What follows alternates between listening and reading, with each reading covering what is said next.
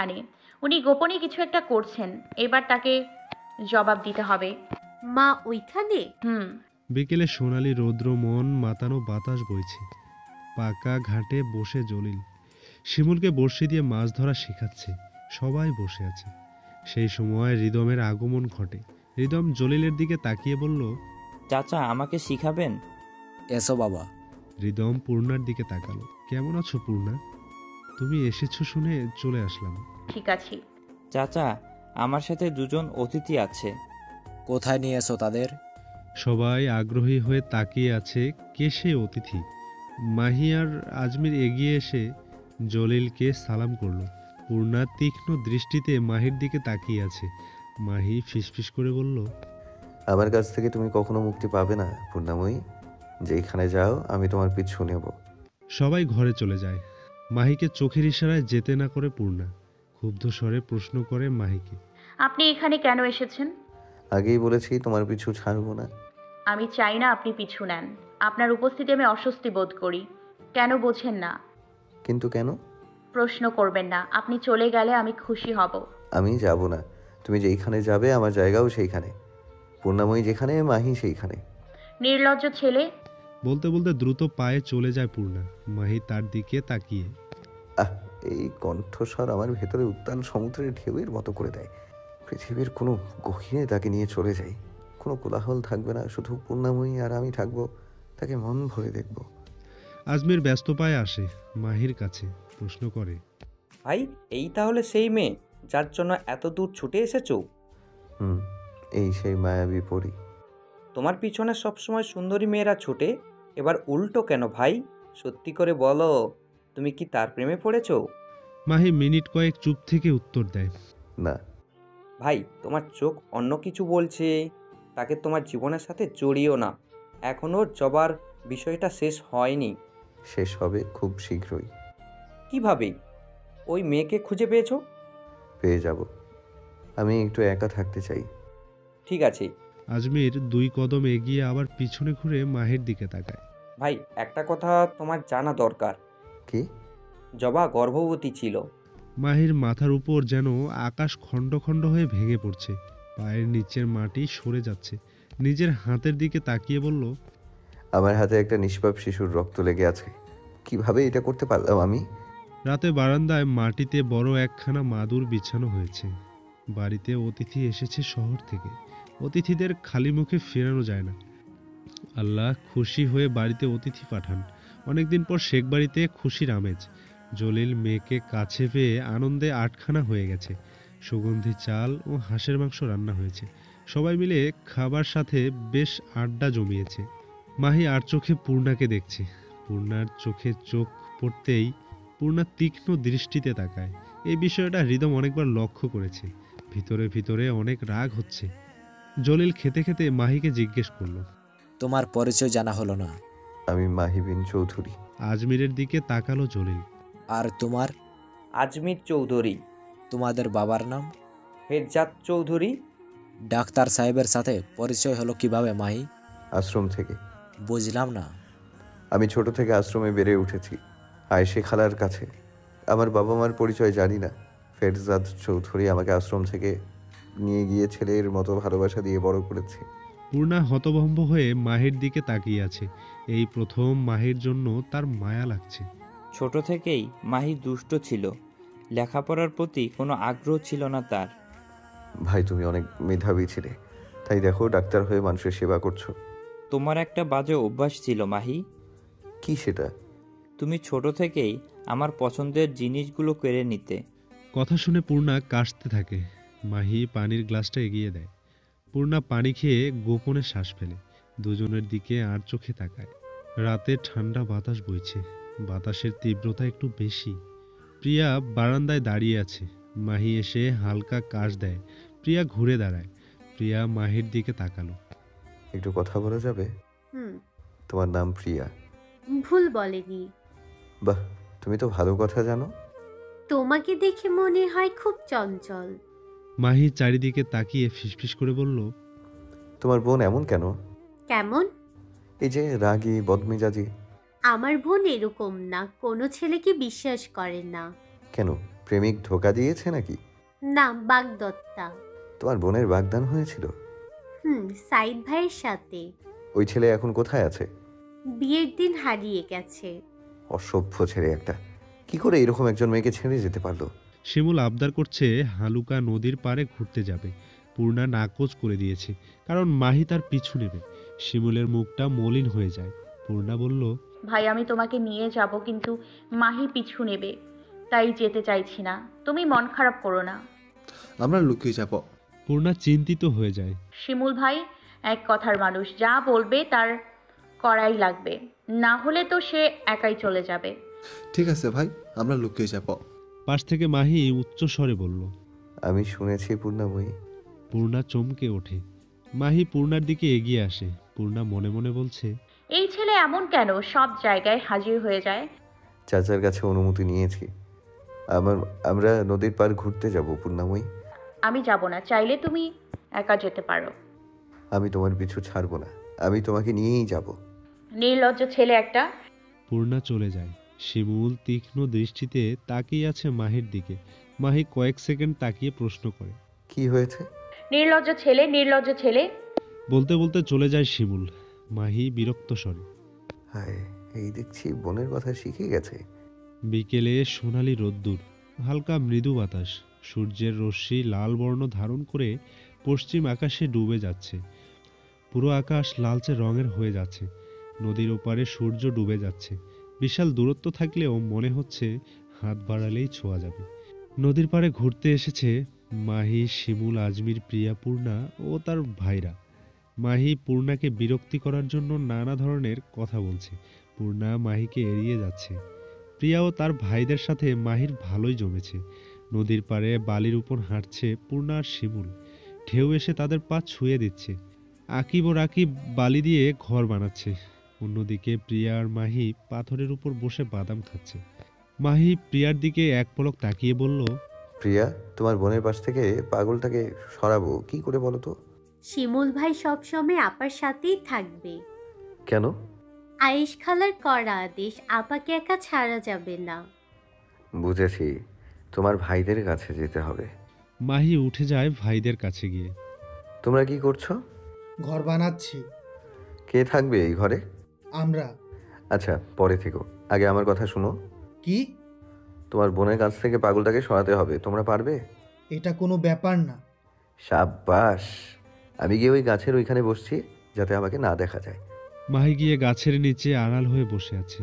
আকিব মাহির কাছে যায়। মাহি জিজ্ঞাসা করে, কাজ হয়েছে, পাগলটাকে সরাতে পেরেছো? না, আগে টাকা দাও। কিসের টাকা? মুড়ি খাবো, তারপর তোমার কাজ। এই নাও 2 টাকা, এবার যাও মুড়ি খেয়ে আমার কাজ করে দাও। আকিব চলে যায়। কিছুক্ষণ পর আবার আসে। মাহি জিজ্ঞাসা করে, কি কাজ হয়েছে? কোন কাজ? আমার কাছ থেকে না টাকা নিলে মুড়ি খেয়ে আমার কাজ করে দিবি। কি বলছেন এইসব? আমি আপনার থেকে কখন টাকা নিলাম? ও তো আকিব নিছে, আমি তো রাকিব। ও, আমার একটা কাজ করে দাও, শিমুলকে তোমার আপার কাছ থেকে দূরে সরাও। এক্ষুনি করে দিচ্ছি, তবে শর্ত আছে। ভাইকে যখন টাকা দিয়েছো আমাকেও দিবে।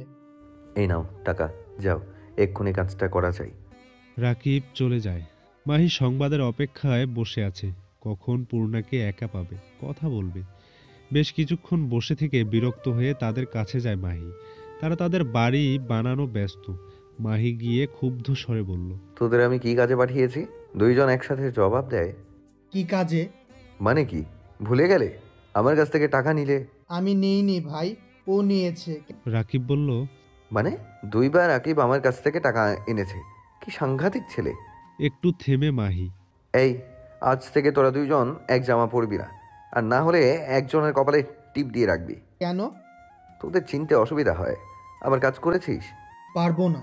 আপা মার কি আপনি খাবেন? মাহি হতভম্ব হয়ে তাদের দিকে তাকিয়ে।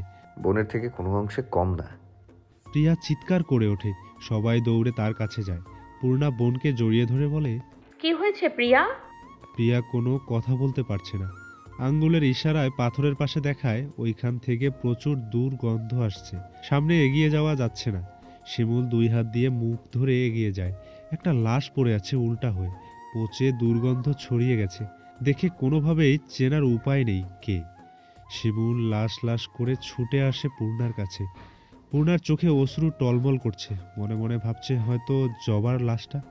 আয়েশে খালার কাছে সে বলেছিল, সে নিষেধ করেছে এই কথা কাউকে বলতে না। মাহি তাকে খুন করেছে, খুনির সামনেই দাঁড়িয়ে আছে, কিন্তু পূর্ণা নিরুপায় কিছু বলতে পারছে না। মাহি আর আজমির দুইজন দুইজনের দিকে তাকায়, তাদের চেহারা ফ্যাকাশে হয়ে যায়। পুলিশ এসে লাশটাকে নিয়ে যায়, দেখে চেনার উপায় নেই কে, তবে একটা মেয়ে সেটা স্পষ্ট করে বলছে। আশা বাসায় ফিরে আসে, বাসায় এত লোক দেখে ক্ষুব্ধ হয়ে যায়। জোরে চিৎকার করে বলে, বাড়িতে কি বিয়ের উৎসব হচ্ছে নাকি পূর্ণা? পূর্ণা তার কানের সামনে গিয়ে ফিসফিস করে বলল, এত ক্ষুব্ধ হচ্ছেন কেন? আপনি কোথায় ছিলেন আমি জানি, তাই চুপ করে থাকুন, চাই না বাবা এসব জানুক। পূর্ণা ও জলিল সদর ঘরে চলে যায়। আজমির বারান্দায় এসে দাঁড়ায়, আশার দিকে তীক্ষ্ণ দৃষ্টিতে তাকিয়ে আছে। তার দিকে তাকিয়ে ঢোক গিলছে আশা। আজমির তার দিকে এগিয়ে গিয়ে ফিসফিস করে বলল, স্বাগতম। তাহলে এইটা তোমার বাড়ি? তা তোমাকে কি নামে ডাকবো বলো তো? জলিলের আশা নাকি ওয়াস্তের সাফিয়া? আশা ভীত কণ্ঠে বলল, তুমি এইখানে কি করছো আজমির? তোমার জানতে হবে না সাফিয়া। তাহলে আমার ব্যাপারে তোমাকেও জানতে হবে না। আমরা দুইজনেই অপরাধী। তোমার বাবা ভাইরা জানে না তুমি গোপনে কি করো, তাই দুজনেই চুপ থাকি। ঠিক আছে সাফিয়া। আজমির বের হয়ে চলে যায়। আশা তার দিকে তাকিয়ে আছে। সবুজ শ্যামল শান্তিময় গ্রাম ছেড়ে শহরে পাড়ি দিতে হচ্ছে। আশা বাড়িতে ফিরে এসেছে সপ্তাহখানিক পর। পূর্ণার প্রথম বর্ষের পরীক্ষা, তাই দেরি না করে জলদি ফিরে এসেছে। লাশটা পাওয়ার পর থেকেই মাহি অনেকটা চুপচাপ হয়ে গেছে। পূর্ণা তাকে দেখেছে রক্তমাখা ছুরি হাতে জবাকে মারার সময়। তার ইচ্ছে করছে তাকে পুলিশের কাছে ধরিয়ে দিতে, কিন্তু পারছে না। যদি তারা পরিবারের ক্ষতি করে, না পারছে কিছু করতে, না পারছে সহ্য করতে, তবে এইবার সমাধান করতে হবে। এইভাবে মাহি তার পিছু পিছু ঘুরতে পারে না। লঞ্চ থেকে নেমে হাঁটছে পূর্ণা আর শিমুল। মাহি আর আজমির পিছনে। পুরো লঞ্চে মাহি একটা টু শব্দও করেনি। শিমুল ফিসফিস করে বলল, পূর্ণা বোন, মায়ে কি বোবা হয়ে গেল নাকি? পূর্ণা মৃদু হেসে, জবান চলে গেছে শিমুল ভাই। মাহি পেছন থেকে বলল, পূর্ণাময়ী, শিমুল ভাই, তুমি না তার গলার স্বর শুনতে চেয়েছো? নাও এবার শোনো। পূর্ণা পিছন ঘুরে তাকায়। বলেন। তোমাকে ধন্যবাদ কেন? আমাদের ভালোভাবে যত্ন নেওয়ার জন্য। শেখ বাড়ির অতিথিরা খালি হাতে যায় না। আপনার জায়গায় অন্য কেউ থাকলে আমি যত্ন নিতাম। আমি আসছি। পূর্ণাময়ী, তুমি চাইলে আমি সাইদকে খুঁজে বের করতে পারি। পূর্ণা ক্ষুব্ধ স্বরে বলল, আপনি কিভাবে জানলেন? শুনেছি। এই নিয়ে আপনাকে ভাবতে হবে না, নিজের কাজ করুন, ভালো থাকবেন। পূর্ণা ক্ষুব্ধ হয়ে সদর দরজায় চলে যায়। মাহি আজমির বাসায় ফিরে।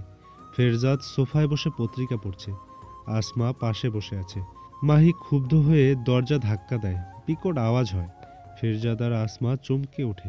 ফেরজাদ আসমার দিকে তাকায়, দেখে আসো তো তুফান আসলো কিনা। আসমা দ্রুত উঠে দরজার সামনে যায়। মাহি রাগান্বিত হয়ে সিঁড়ি বেয়ে দোতলায় উঠে যায়। আসমা পিছন পিছন ডাকতে থাকে, মাহি, মাহি, কি হয়েছে আজমির? তোমার ভাই এমন করছে কেন? আমি জানি না আম্মা। আসমা ক্ষুব্ধ স্বরে বলল, জানো না মানে? তোমরা কি একসাথে ছিলে না? কি করেছো মায়ের সাথে? আজমির নরম স্বরে বলল, আম্মা, তোমাকে কখনো এমন ক্ষুব্ধ হয়ে কথা বলতে দেখিনি। মায়ের কিছু হলে তুমি আর বাবা অন্যরকম হয়ে যাও কেন? আমার জন্য তো এমন করো না। ঠিক করে কথা বলো আজমির। ফেরজাদ আসমাকে বলল, আসমা, এই বাড়ির মেয়ে বউরা উঁচু গলায় কথা বলে না। তুমি এই আদেশ কি ভুলে গেছো? আসমা মাথা নেড়ে না সূচক উত্তর দেয়, তাহলে ছেলের সাথে উঁচু গলায় কথা বললে কেন? আর কখনো যেন না দেখি। ধমকের স্বরে বলল ফেরজাদ। যাও সামনে থেকে। ঠিক আছে। আসমা ব্যস্ত হয়ে চলে গেল। ফেরজাদ আজমিরের দিকে তাকালো। কি হয়েছে? কিছু না বাবা। আর কখনো আম্মাকে এমন কথা বলবে না। আচ্ছা। যাও বিশ্রাম নাও। বাতাসে জানালার পর্দা উঠছে। পর্দার আড়ালে দাঁড়িয়ে আছে আয়েশে। নূর বিছানা গোছাচ্ছে। নরম স্বরে প্রশ্ন করলো আয়েশে, নূর? বলেন খালা। পূর্ণা কখন আসছে? খানিকক্ষণ আগে।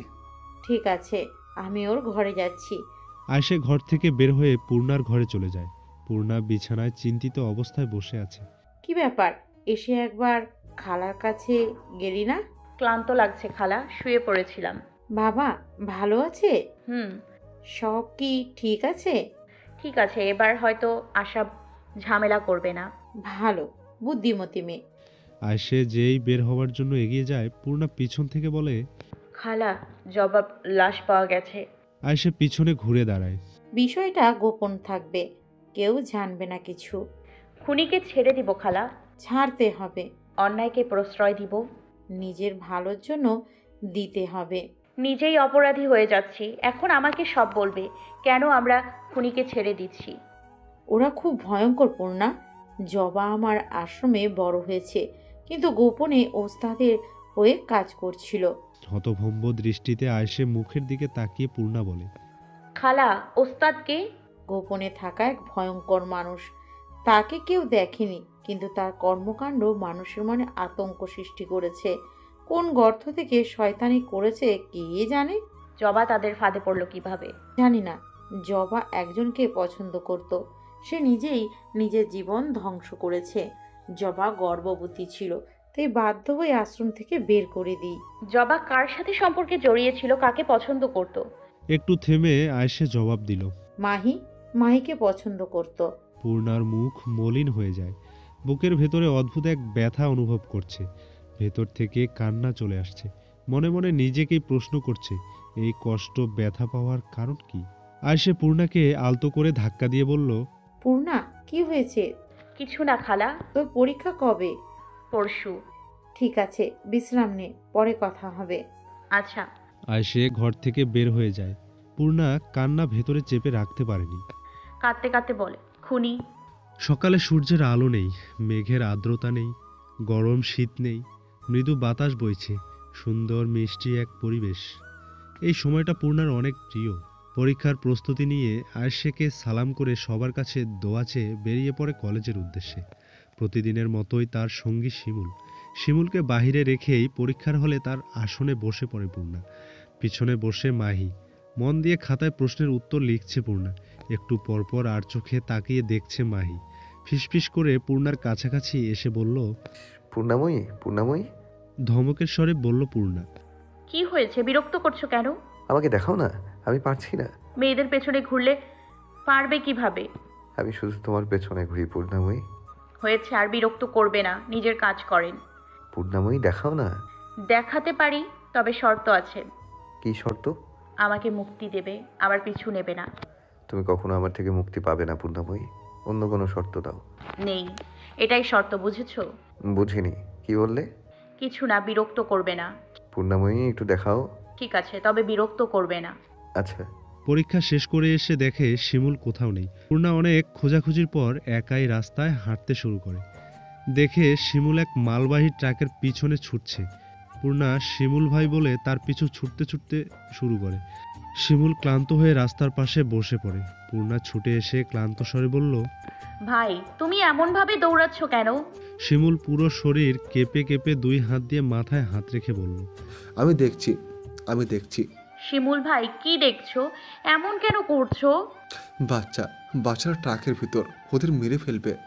শিমুল ভাই, চুপ চুপ করো, অন্য কেউ শুনবে। চলো আয়েশে খালার কাছে যাই, তাকে বলবো। ওদের বাঁচাতে হবে। আমরা বাঁচাবো শিমুল ভাই। মাহি ছুটে এসে বলল, পূর্ণাময়ী, তোমাদের কি হয়েছে? এরকম রাস্তায় বসে আছো কেন? পূর্ণা ক্ষুব্ধ স্বরে বলল, তোমাকে কি এর জবাব দিতে হবে? আমাদের থেকে দূরে থাকো, এতেই তোমার মঙ্গল। তোমাদের থেকে পারবো, কিন্তু পূর্ণাময়ী থেকে না। বলেছিলাম তো, যেইখানে যাও তোমার পিছু নেব। কি আছে তোমার মাঝে? তোমার ওই মায়াবী চোখ। এই চোখে কিছু নেই। আছে এমন কিছু যেটা আমাকে তোমার কাছে টানে, দূরে যেতে দেয় না। তুমি কি নির্লজ্জ মানুষ দেখেছো? যদি না দেখে থাকো তাহলে আয়নার সামনে দাঁড়াবে, তাহলেই দেখতে পাবে। ক্ষুব্ধ স্বরে পূর্ণা। এখন যাও সামনে থেকে। কোনো কথা না বলে চুপ করে দাঁড়িয়ে রইল মাহি। শিমুল ভয়ে কাঁপছে। পূর্ণা তাকে শান্ত করার চেষ্টা করছে। হঠাৎ পূর্ণার চোখ পড়ে পাশের রাস্তার মোটর গাড়ির উপর। গাড়ির ডান পাশের দরজা খুলে দাঁড়িয়ে আছে এক লম্বা স্বাস্থ্যবান কালো লোক। গাড়ির ভেতরে ঢুকে বসলো ব্লেজার টাই পরা এক ছেলে। পূর্ণা তার দিকে তাকিয়ে রইল। গাড়িটা পূর্ণার পায়ের কাছ দিয়ে যায়। গাড়ির কাঁচ খোলা থাকায় স্পষ্ট তার চেহারা দেখতে পায়। পূর্ণা কাঁপা কাঁপা স্বরে বলল, সাইদ। মাহি হতভম্ব দৃষ্টিতে পূর্ণার দিকে তাকিয়ে আছে। পূর্ণা গাড়ির পিছনে সাইদ সাইদ বলে ছুটতে থাকে। কিছু দূরে ছোটার পর হোঁচট খেয়ে পড়ে যায় পূর্ণা। মাহি হাত বাড়িয়ে দিয়ে বলে, উঠো পূর্ণাময়ী। পূর্ণা তার দিকে না তাকিয়ে নিজেকে সামলে উঠে দাঁড়ায়। মাহির চোখ ছলছল করছে। পূর্ণার দিকে তাকিয়ে আছে এক দৃষ্টিতে। ফিসফিস কণ্ঠে বলল, সাইদের আগমন ভালো কিছু বয়ে আনবে না। তোমাকে আমার কাছ থেকে কেড়ে নিতে দিব না। তোমাকে পাওয়ার জন্য পুরো পৃথিবীর সাথে যুদ্ধ করতে প্রস্তুত আছি পূর্ণাময়ী। আয়েশের বুকে মাথা রেখে তাকে জড়িয়ে ধরে আছে। পূর্ণার মাথায় হাত বুলিয়ে দিতে দিতে বলল, পূর্ণা, তুমি কি ঠিক দেখেছো? ওইটা কি সাইদ ছিল? খালা, ওকে আমি দেখছি, ও ছিল, ঠিক দেখেছি। এখন কি করবে? তাকে খুঁজে বের করব। বিয়ের দিন নিখোঁজ কেন হয়েছে তার হিসেব চাইব। ঠিক আছে মা, তাই হবে, আমি খোঁজ নিচ্ছি। পূর্ণা আয়েশাকে আরো শক্ত করে দু হাতে জড়িয়ে ধরে। মেয়ে আমার, তোমার মাঝে আমি আমার বোন নিরুপমাকে খুঁজে পাই। মাকে তুমি খুব ভালোবাসতে? অনেক বেশি। শোনো মেয়ে, এখন তোমাকে এত কিছু নিয়ে ভাবতে হবে না। সাইদের ব্যাপার এখন ছেড়ে দাও। তোমার পরীক্ষা মন দিয়ে পড়ো, ঠিক আছে? আচ্ছা। আয়েশা পূর্ণার কপালে চুম্বন করে। আমি এখন যাই, কাজ আছে। আচ্ছা খালা। আয়েশা চলে যায়। তার দিকে পূর্ণা চেয়ে আছে যতক্ষণ পর্যন্ত তাকে দেখা যাচ্ছে। আজকে পূর্ণার পরীক্ষা শেষ। বাইরে শিমুল ও জাফর অপেক্ষা করছে। পূর্ণা হল থেকে বের হয়ে হাঁটছে। মাহি পিছন থেকে পূর্ণাময়ী বলে ডাকতে থাকে। 3 বার ডাকার পর পিছনে ঘুরে তাকায় পূর্ণা। নরম স্বরে জবাব দেয়, কি হয়েছে? তুমি এত চুপচাপ কেন পূর্ণাময়ী? আমি এত রাগান্বিত করার চেষ্টা করছি, রাগ করছো না, আমাকে অপমানও করছো না। কি হয়েছে তোমার? কিছু না। আর কিছু বলবে? আমি কি তোমার মন থেকে উঠে গেছি পূর্ণাময়ী? আপনি কবে আমার মনে ছিলেন? অদ্ভুত প্রশ্ন। আমি তোমার মনে ছিলাম কেন জানো? কেন? কারণ তুমি এই নির্লজ্জ ও বিরক্তিকর ছেলেটাকে সহ্য করতে, তার উপর রাগান্বিত হতে। নারী যতক্ষণ রাগ অভিমান করবে ততক্ষণ তোমাকে ভালোবাসবে। যদি সে চুপ হয়ে যায় তাহলে বুঝে নিও তুমি তার হৃদয় থেকে উঠে গেছো। পূর্ণা মায়াবী দৃষ্টিতে কয়েক সেকেন্ড মাহির দিকে তাকিয়ে বলল, আমি যাচ্ছি। পূর্ণাময়ী, আমি সাইদের খোঁজ পেয়েছি। পূর্ণা অবাক হয়ে মাহির দিকে এগিয়ে বলল, এখন তাকে কোথায় পাওয়া যাবে? হালুকা নদীর পাড়ে বিখ্যাত SM কোম্পানির মালিক সে। পূর্ণা ক্ষুব্ধ স্বরে শিমুল ও জাফরকে বলল, ভাই গাড়িতে ওঠো, এক্ষুনি যেতে হবে। আমরা কোথায় যাচ্ছি বোন? SMS কোম্পানিতে।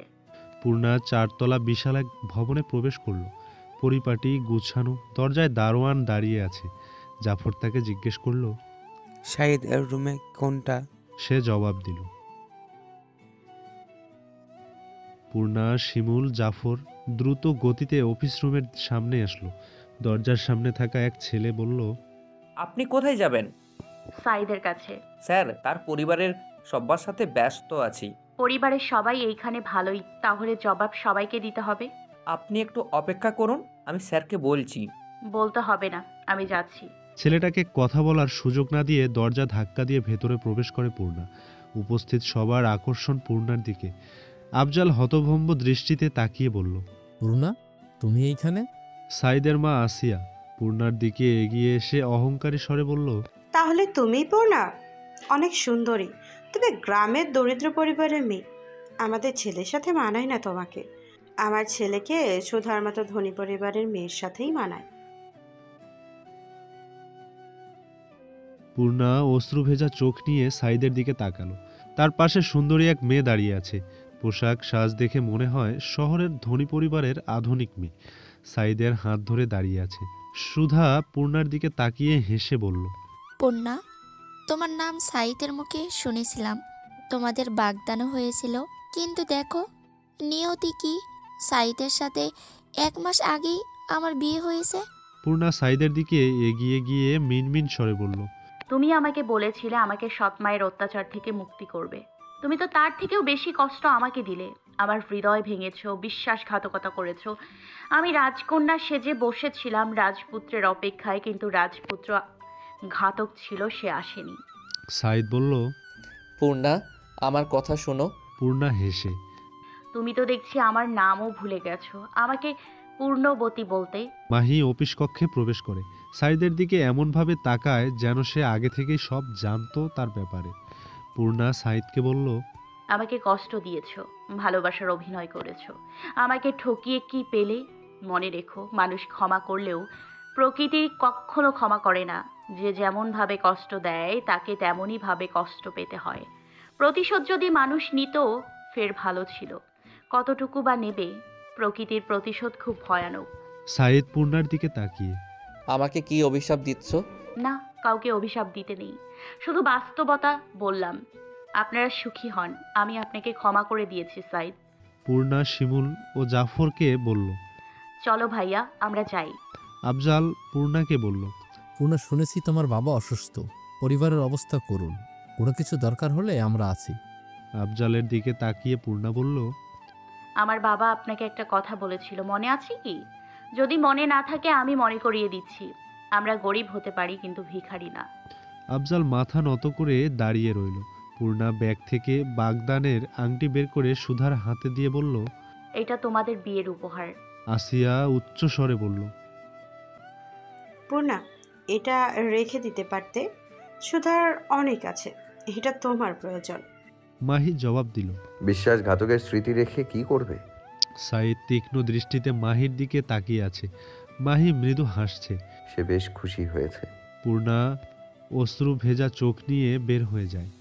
জাফর সাইদকে বলে, আমার বোন থেকে দূরে থাকবে। বিশ্বাসঘাতক। তারা বের হয়ে যায়। মাহি হেসে বলল, তোমাকে অনেক ধন্যবাদ, তবে পূর্ণাময়ীকে কাঁদানোর জন্য পরে তোমাকে দেখে নিব, বলে দিলাম। চোখ ভরা অশ্রু নিয়ে হালুকা নদীর পাড়ে একাই হাঁটছে পূর্ণা। শিমুল জাফর দূর থেকে দাঁড়িয়ে বোনকে দেখছে। তাকে সান্ত্বনা দেওয়ার ভাষা তাদের নেই, তাই তাদের একা ছেড়ে দিয়েছে। মাহি কোনোভাবেই পূর্ণাকে চোখের আড়াল করছে না। পূর্ণা শান্ত নিরিবিলি কদম গাছের ছায়ায় বসলো। কিছুক্ষণ নীরব থাকার পর হেঁচকি তুলে কাঁদতে লাগলো। মাহি তার কান্না দেখে আর দাঁড়িয়ে থাকতে পারছে না, ছুটে গিয়ে বসে পূর্ণার পাশে। পূর্ণা কাঁদতে কাঁদতে বলে, কেন আমার সাথে এমন করলেন? কেন এই বিশ্বাসঘাতকতা? যদি ঘাতকতা করার ইচ্ছা ছিল তাহলে কেন অনুভূতি জাগালেন না? আপনার জন্য আমার হৃদয়টাকে টুকরো টুকরো করে দিয়েছেন। হৃদয় ভাঙা শব্দ যদি শুনতে পাওয়া যেত তাহলে কখনো কেউ কারো হৃদয় ভাঙত না। আমি আপনার জন্য কত রাত নির্ঘুম থেকেছি, নামাজে দোয়া করেছি, আপনাকে চেয়েছি, ভেবেছিলাম হয়তো খারাপ কিছু হয়েছে, আপনার জন্য কাঁদতাম, আর আপনি বিয়ে করে সুখী আছেন। শোনো পূর্ণাময়ী, যে ছেড়ে গেছে তার জন্য কষ্ট পেতে নেই, বরং নিজেকে এমনভাবে তৈরি করো সে দেখে হারানোর জন্য আফসোস করবে। পূর্ণা কয়েক সেকেন্ড মাহির দিকে তাকিয়ে থাকে। তার কথায় শক্তি ফিরে পায়। উঠে দাঁড়িয়ে গোপনে নিঃশ্বাস ছেড়ে বলে, আপনিও আমার জীবনে থেকে চলে যান। মাহি জবাব দেয়, অসম্ভব। যেতে হবে, পারবো না। পূর্ণা ক্ষুব্ধ স্বরে বলল, সব বিশ্বাসঘাতক আর খুনিরা কি আমার জীবনেই আসে? মাহি হতভম্ব দৃষ্টিতে তাকিয়ে আছে পূর্ণার দিকে। খুশি মানে? আমি দেখেছি আপনাকে জবাকে খুন করতে রক্তমাখা ছুরি আপনার হাতে ছিল। মাহি বলল, তাহলে তুমি সেই মেয়ে? জ্যোৎস্না রাতে তার কাজল কালো মায়াবী চোখ দেখেছিলাম। আপনি আগে থেকেই জানতেন আমি সেই মেয়ে, তাই আমার পিছু ছাড়ছেন না। এই কথা আর কে কে জানে? সবাইকে বলবো, তোমাকে শাস্তি দেবে। শুধু শুধু নিজের বিপদ ডেকে এনো না, পুলিশ কিছুই করতে পারবে না, তুমি নিজেই বিপদে পড়বে। চিন্তা করো না, যদি আমি মরি তোমাকে মেরেই মরবো। হয়েছে, বাসায় যাও, আর কাউকে এই কথা বলবে না। তোমাকে ছাড়বো না, নিজ হাতে হত্যা করব। তোমার হাতে বারবার মরতে রাজি আছি পূর্ণাময়ী। পূর্ণা কয়েক সেকেন্ড তাকিয়ে চলে যায়। মাহি কপালে হাত দিয়ে বিরক্তি স্বরে বলল, নিজেকে কিসের মধ্যে জড়িয়েছ পূর্ণাময়ী? 1 মাস পর পূর্ণা গ্রামে বাবা ভাই বোনদের সাথে বেশ ভালো সময় কাটিয়ে আসছে। প্রিয়ার মাধ্যমিক পরীক্ষা শেষ, তাই বোনের সাথে শহরে বেড়াতে আসছে। আশ্রমে বাচ্চাদের সাথে মানিয়ে নিয়েছে বেশ। নদীতে পাওয়া যে মৃতদেহটি জবার তা শনাক্ত হয়েছে। পুলিশ এই নিয়ে তদন্ত শুরু করেছে। 1 মাস ধরে মাহি কলকাতা চলে গেছে। পুলিশ আশ্রমে এসেছে আয়েশাকে জিজ্ঞাসা করতে। জবা তার আশ্রমের মেয়ে ছিল। পুলিশ অফিসার রুবেল 27-28 বছরের সুদর্শন সুন্দর পুরুষ। পানির গ্লাসটা টেবিলের উপর রেখে বলল, আয়েশা আপা, জবা আপা আপনাদের আসামের মেয়ে ছিল, কিন্তু এতদিন ধরে তার নিখোঁজ হওয়ার ব্যাপারে থানায় কোনো অভিযোগ করেননি কেন? সে তার আত্মীয়র বাসায় গেছে, বলেছে অনেক দিন থাকবে, তাই আর খোঁজ নেইনি। পরে শুনলাম নদীতে লাশ পাওয়া গেছে। তার লাশ পাওয়ার পরও তো কোনো অভিযোগ করেননি, কাকে বাসাতে চাচ্ছেন আপনি? আপনি তরুণ অফিসার, তাই হয়তো আমার সম্পর্কে জানেন না। অপরাধীকে আমি বাঁচাই না, আর প্রয়োজন ছাড়াও বেশি কথা বলি না। জবা গর্ভবতী ছিল, আপনি জানতেন? জানতাম। কার সাথে তার সম্পর্ক ছিল? আপনার মতো এই প্রশ্নের উত্তর আমারও জানার ইচ্ছা। আপনি জানলে আমাকে জানিয়ে দিয়ে যাবেন, আর কোনো প্রশ্ন না থাকলে আসুন। এখন আসছি, কিন্তু পরে আরও প্রশ্ন ঝুড়ি নিয়ে আসবো, খালি হাতে যাব না, উত্তর নিয়ে ফিরবো। এতদিন ভালো থাকবেন। পূর্ণা কলেজে অপেক্ষা করছে। আজকে পরীক্ষার ফলাফল প্রকাশ হবে। শিমুল বসে কাঁপছে। যখন চিন্তিত থাকে বা ভয় পায় তখন এমনভাবে কাঁপতে থাকে। পূর্ণা শিমুলের দিকে তাকিয়ে মৃদু হেসে, ভাই, তোমাকে দেখে মনে হচ্ছে তোমার পরীক্ষার ফলাফল দেবে। ভুল আমার না, আমার বোনের। হয়েছে ভাই, আর চিন্তিত হয়েও না।